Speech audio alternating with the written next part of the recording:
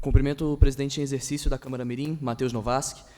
Cumprimento também a presidente Helena Pereira Lima e, em seus nomes, cumprimento os demais membros da mesa diretora, colegas vereadores mirins, público aqui presente e que nos prestigia pelas plataformas digitais e TVL Blumenau. Desde que a história do mundo começou a ser traçada, o povo negro é visto como inferior, sendo arrancado de sua terra, escravizado e sofrendo as piores crueldades possíveis, para só depois de praticamente 3 séculos serem libertos. Bom, isso é o que nos é contado nas aulas de história de uma forma bem mastigada e resumida. Mas o que não foi te contado sobre como o povo negro sofreu? Bom, calma um pouquinho, peraí. Bom, você provavelmente já deve ter ouvido durante as aulas de história sobre como os negros eram sequestrados do seu local de nascença e trazidos para o Brasil na época da escravidão, em navios negreiros, é claro. Mas a maior parte deles acabava morrendo antes mesmo de chegar ao Brasil, tanto pela péssima condição em que eles eram expostos, tanto quanto a depressão que eles sentiam por estarem longe de suas terras, que na época era chamada de banzo. Mas você acha que os colonizadores portugueses, levavam os corpos para serem enterrados? Obviamente que não. Eles jogavam os corpos ao mar.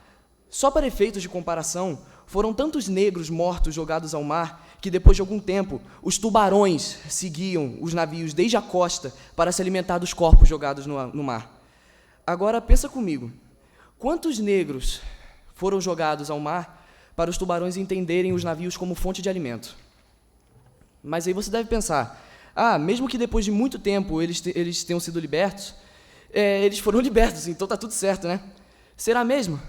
Em registros históricos, nos é mostrado que os negros não tiveram nenhum tipo de auxílio na monarquia da época.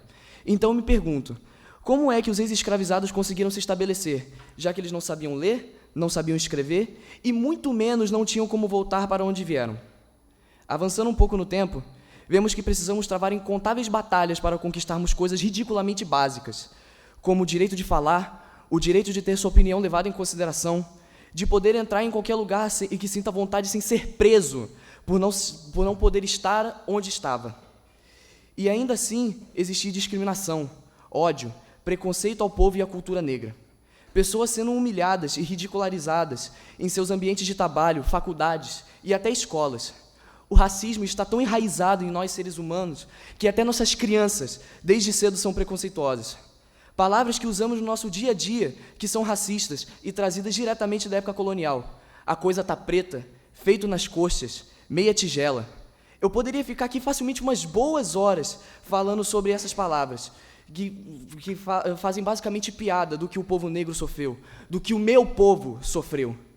Eu tenho que admitir, as coisas estão melhores sim. Se não estivessem, definitivamente eu não estava aqui hoje, com as mãos sobre essa tribuna.